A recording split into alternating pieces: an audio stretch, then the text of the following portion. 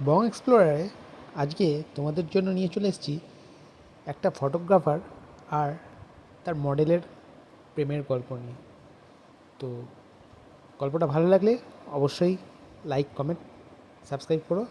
তো চলো শুরু করা যাক আজকের গল্প। অরণ্য একজন ফ্যাশন ফটোগ্রাফার, যার ক্যামেরা শুধু রং আর আলো নয়, মানুষের ভেতরের অজানা আকাঙ্ক্ষাও ধরে রাখে।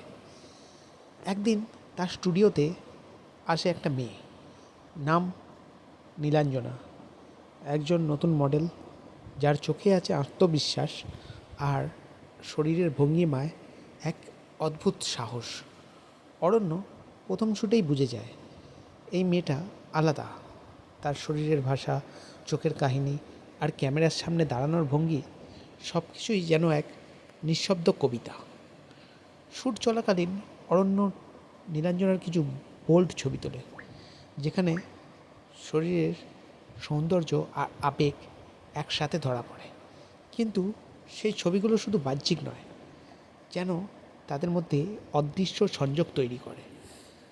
নীলাঞ্জনা বলে, তুমি আমার শরীরটা দেখছো, কিন্তু ভেতরের গল্পটা কি পড়তে পারছো? অরণ্য উত্তর দেয়, তোমার শরীরের রেখায় একটা অসমাপ্ত প্রেম আছে। তাদের মধ্যে একটা অদ্ভুত ইন্টিমেসি তৈরি হয়। কোনো নাম নেই, কোনো দাবি নেই, শুধু চোখের ভাষা, নিঃশ্বাসের ছন্দ আর ক্যামেরার ক্লিক। কয়েক সপ্তাহের মধ্যেই অরণ্য বুঝে যায় সে নীলাঞ্জনাকে ভালোবেসে ফেলেছে।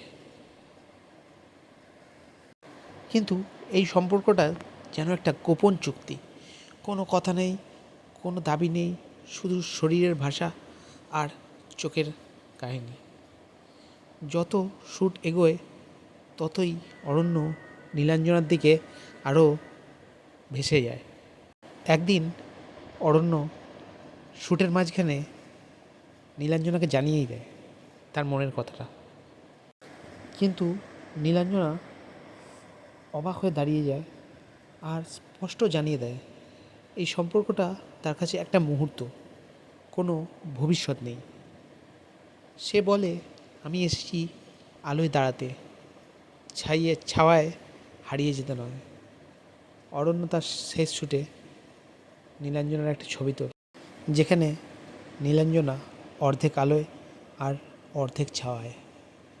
এই ছবিটা ভাইরাল হয়, কিন্তু অরণ্য জানে তার জীবনের সবচেয়ে সুন্দর মুহূর্তটা ক্যামেরায় ধরা পড়লেও হৃদয়ে ধরা পড়েনি। তারপর একদিন নীলাঞ্জনা চলে যায়, কোনো বিদায় ছাড়াই।